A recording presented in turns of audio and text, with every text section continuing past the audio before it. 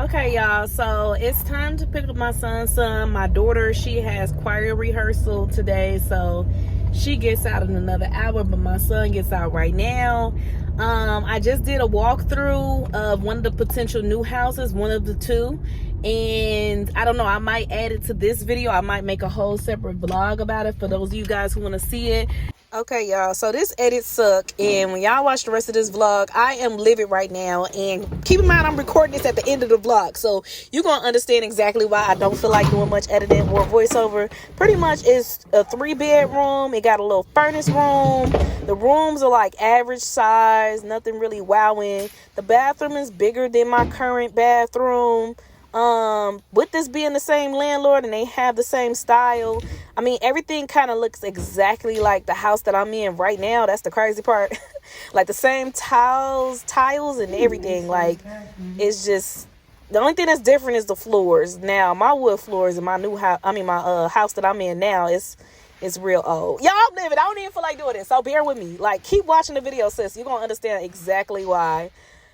The rooms are close together. It's not much of a hallway there. They still got to put that closet door up and everything. The house is good. I mean, it's a decent house. It's not really an upgrade from where I live at now, though. I would say the only major difference is this kitchen is huge compared to the house I'm at now. And it's a single family home, so I would have my own front and backyard. You see how big this kitchen is, and it has a separate laundry room. Now, I do have a washer in the kitchen that I'm at now, but my dryer is all the way in the garage, so that's where that hookup at. Right here, it's a separate room for it. But yeah, y'all, he tripping about the price, though. I'm not even gonna hold you.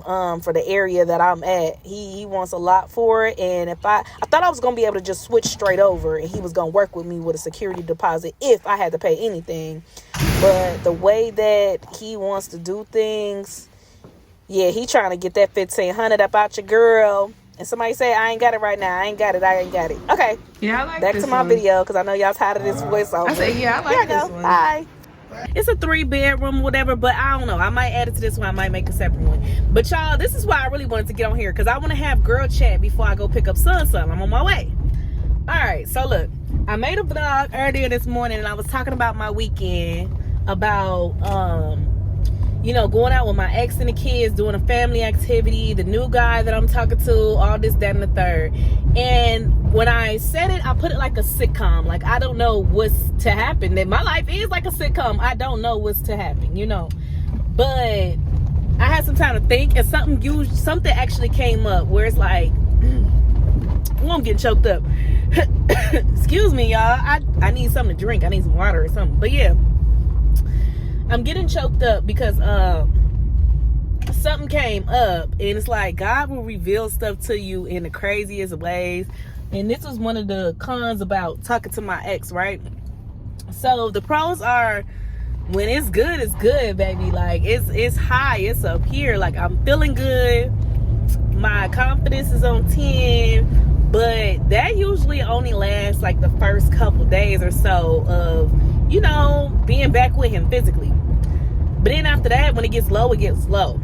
So this is how we usually go, right? When we together, it's high, it's up here. But as soon as we separate, he go back to work, he go back to his everyday life. That's when I start feeling the type of way, and that's when I want to ask these questions like, what are we? So what do this mean? Because he'll say one thing when we're in the puppy love phase together, about to get intimate and stuff, but then once the intimacy actually happens and you go back home, and I want to do a follow-up, like I want to text you like, so what's going on? Pretty much, this man has brought up the possibility of us living together 3 times this year. 3 times this year. We started talking last year in November when I officially became divorced. I waited till the papers dried and everything, even though my ex-husband had been moved out. But me and my child's father had started talking. And it's going up on 1 year since we began talking. And it's like, yeah, like, dude, you've been the only person I've been with for an entire year. And I just feel like it's no progress. So that's when I'd be like, let me just leave him alone, because that part right there don't feel good. Normally within a relationship, y'all been together for a year, you would see an abundance of progress in your relationship, but I feel like we getting nowhere. So I pretty much my landlord was talking about how he wants another $1,500 deposit.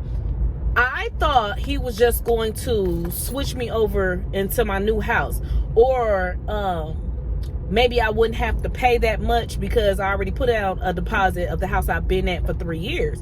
So he's just pretty much saying, nah, he wants a fresh deposit, and him and his contractor is going to have to look at the house I'm currently in and seeing what all work needs to be done, and they'll deduct from that and use it if I get any of my deposit back. Now, bro, I'm gonna need some of my deposit back. Like, if not all, not some, did all, because that house is in good condition, and I don't like he comes there a lot. For example, if you have like a problem with ants or something like that in the summertime, he's bringing some spray. Like, he'll hit me up and ask me. But long story short, he's been walking through my house. So I just feel like this is some BS, because my house is in great condition, and for you to say if any of my deposit is available for me, is giving, if I gotta pay $1,500 all over again, I might as well just move. And I've been wanting to move out of state, and me and my son's dad just talked about that yesterday, how he wants to move out of state too. This is his second time bringing up out of state. So pretty much, y'all, I texted him and I was like, hey, do you have anything towards the $1,500, or is it possible that I can file our baby during tax time? Now, the way we do it is 1 year is his year, 1 year is my year. He usually, he has a really, really good job. So if he don't owe taxes, he usually doesn't get much. So I'm like, yeah, can I just file him this year? Because I'm trying to move ASAP, or do you have anything to help me? And I asked him this about 2 hours ago. He is not yet to respond. And this is why I say this. It's like God revealing to me, like, Star, no matter what you cook, no matter what you put on, no matter what you put on him, he's not gonna change. And you keep getting your feelings hurt, and you keep believing him when he applies pressure before sex. He applies pressure before intimacy, and then it's like after that happened, he's breadcrumbing you until the next time. And I don't like that. I mean, I know that it's just been 2 hours, but my thing is, since he up, this is the middle of the day, he's up, and it's been situations before where I'll shoot him a text or something, he doesn't respond to me, but let's just say randomly son gets home after school and he wants to call his dad. He picking straight up and they having a conversation like he been up all day driving and stuff, but you didn't respond to me. But let's say it's pre-sex, right? Let's say he want it, and I'm just randomly texting him on a random Tuesday. He ain't came over, but he wants to come over. Oh yeah, he picking up and responding like that. So I just don't like that, and that's the part that makes me feel used. And I was feeling so good this weekend, and now I just feel down. And I definitely don't want to give my body to somebody who's not going to help me out if I needed it. And that's why I don't just sleep with anybody. That's why I just don't sleep with anybody. And I thought I could count on him, but I see how he's moving funny already. I'm sick of this hot and cold. I'm sick of, I could sleep with you, but the fact of us moving together scares you, but you could say it to me when you want to. But I don't want to feel like when I say it to you, I'm crazy, or I'm moving too fast. And he don't say that, but it's just the vibe you giving. Like, it's giving beggar vibes, and I don't like that. Hold on, let me order my son. Look, let me order. Amani Jackson? Amani Jackson? Amani Jackson. Thank you. That's it. Marseille? No, she at practice. Okay. Uh-huh. Amani Jackson. Yeah, so, y'all, I just can't deal with it. It does not feel well at all. I don't want to double text him, and I just don't want to be a sitting duck for hours, and I don't want to wonder and guess what he was doing. And something that my best friend said, she was like, Star, he knows you. He knows that you're not screwing nobody else. He knows that you want to be with him. If he felt the same, he would take that step. It's like he don't have to guess with you. He know exactly where you at, what you doing, and you got to guess with him. And that's not a good look. And the reason why I'm so insulted is because he has nowhere to stay. Like, he do, but he don't. Prime example. Right now, he's staying with his sister. And his sister house is crowded or whatever. And he alternates between that and his car. Now, he do have a lot of money. But from his standpoint, he looking at it like, if I'm constantly working 12-hour shifts, 12-hour shifts, 12-hour shifts, get up and go back to work, I might as well just lay my head there, eat shit and shower, and go to work. And I got to camp out in my car if I have to, you know, just to get some peace and privacy. But I'm gonna go too much to pay so much for rent because nowadays everything is high. But my thing is, you have a family right here with me. And I just don't get what's holding you back so much from living with your family, and the fact that you would rather sleep in a crowded house or sleep in your car. That's insulting to me. Because it's like, I have your child, and you could come over any other time. That's why it's insulting to me. It's insulting. And it makes me not want to deal with you, but I don't want to be petty. But yeah, y'all, my son's son is coming up to the car. I love you guys, and I'm going to talk to you later. Leave a comment down below, and I'm going to talk to y'all. Peace out. Okay, guys, I feel like crap. I picked my kids up, picked my daughter up from practice and everything, and I'm in the car alone. I'm finna run to CVS to get a plan B, because I just feel stupid. Luckily, you know, it's only been Sunday night and Monday morning, so it's still time to take one. It hasn't been over 72 hours yet, but I just feel stupid, incredibly stupid. So I'm learning as I'm vlogging, and I'm talking to y'all and just being transparent. So I have a conversation with this man. I had to call him because he never responded from earlier. So I called him, and my son talked to him on the phone for a little bit. He sounded like he was asleep. And then, you know, when I took the conversation over and talked to him after my son went in, I had asked him, so did you get my text message? You never responded. So he want to act like he was knocked out. So he said, oh, I'm slapped. I ain't got nothing. Mind you, he has a really good job. So I'm like, you ain't got nothing to go towards this? Because every time we go out, he's spending at least minimum $200 like it's nothing. So my thing is, you ain't got that same $200 to help at least something towards $1,500, and you coming over my house and stuff? Like, you spending nights and stuff? Like, you ain't got nothing to go towards it? I don't understand this. So then he goes along the lines of saying, or I asked, can I at least file my son for taxes this year? We take turns, and this is his year. And since he has a really good job, he doesn't get anything back. I'm like, can I at least file him?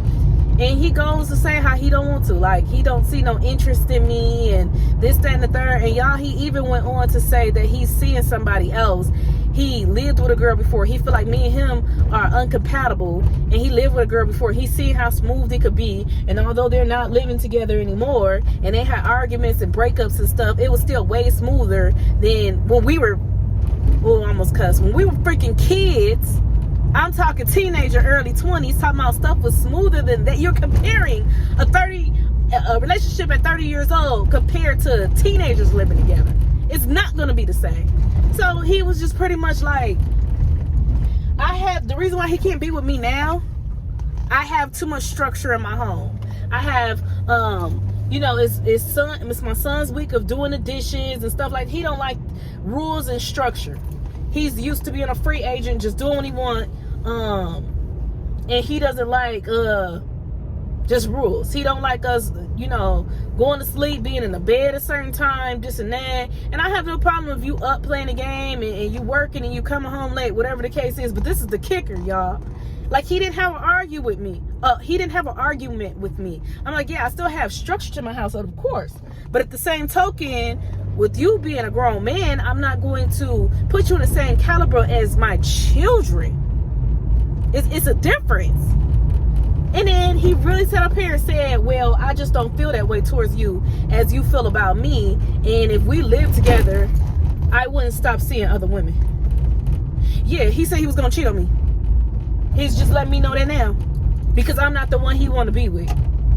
So he literally told me me living with you is me doing it for the kids, and that's never a good reason to do it. We better off just living separate. He literally just told me, like, I can have sex with you, but I don't want to be with you, and it's a reason why I only come over so often. I don't want to be with you too much. And after we have sex and I go home, I don't think about you. He literally told me that. He don't think about me. He said it's one-sided. After our 2 days spending together, he didn't go home. He didn't think about me, nothing. So here I am at CVS pulling up, finna spend my money on a plan B.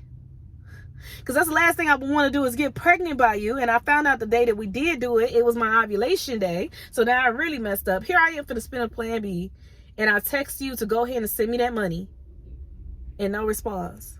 So now I have to spend my little check when you make times way more than me. That is crazy.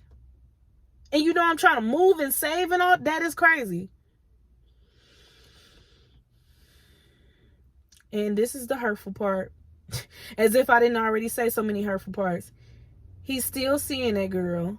And he said they go out and stuff, but you still living in your car to the point where I don't even know what to believe no more, bro. You probably whole living with somebody. I don't know what to believe. All I know is when you see our son, either y'all going out to these quick places real quick. Let's go to the mall. Let's play basketball or something. But it's no home for him to return to. And I'm feeling bad because it's getting colder outside. And I invite you to come over. Oh, well, I know you work so much. He tell me he always at work.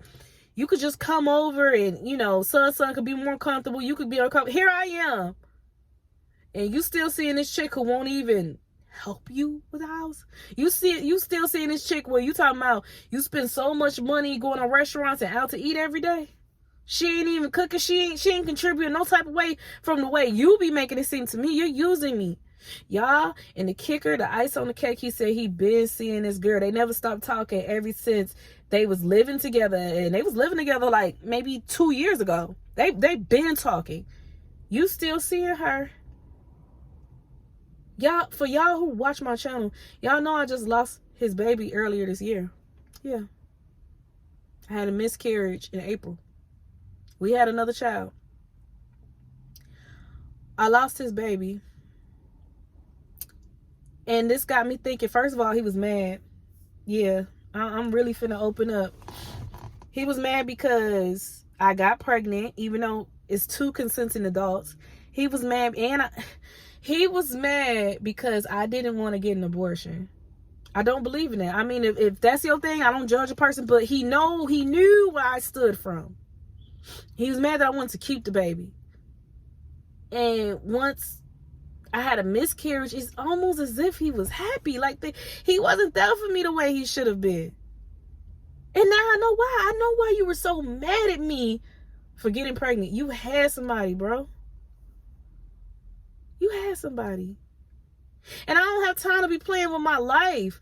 I believed you when you said you weren't screwing nobody. I thought we can talk about stuff. I be hearing cases all the time where a female have diseases because, you know, she do it with a man she trusts. And I just think that is so crazy how people really be out there lying. I wouldn't lie about something like that. You know that for this whole year we've been talking, I've been a sitting duck at home, waiting to see you, excited to see you. I'm not sleeping with nobody. I'm not entertaining no other guy. I just started back talking to people, and I haven't even met this guy yet. And you sleeping with somebody? You locked in with somebody?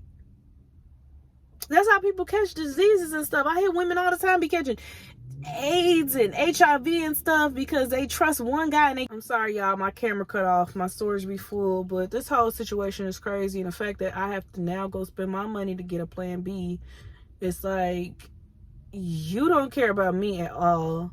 You don't want a baby so bad, but then I gotta buy my own plan B, and you know exactly what happened this weekend.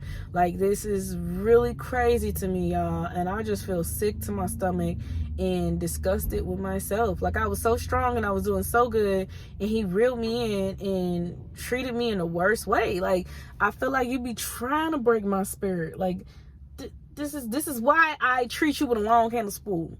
This is why I don't even open them doors, but then you be trying to make it seem like I'm so bitter. Like, this is crazy. He even said something to the point where it's like, damn, where's your head at? Where's your mindset at? He was adopted, right, by his auntie. He never knew his biological father, and his mom was on drugs real bad. His auntie had found him locked in the closet when he was 6 months old. That's how his mom kept him safe while she went out and did drugs. So the auntie heard the baby crying, took him, got emergency custody, been raising him his whole life. And this man sat on this phone today and said, from a man's perspective, he understand why his dad did what he did.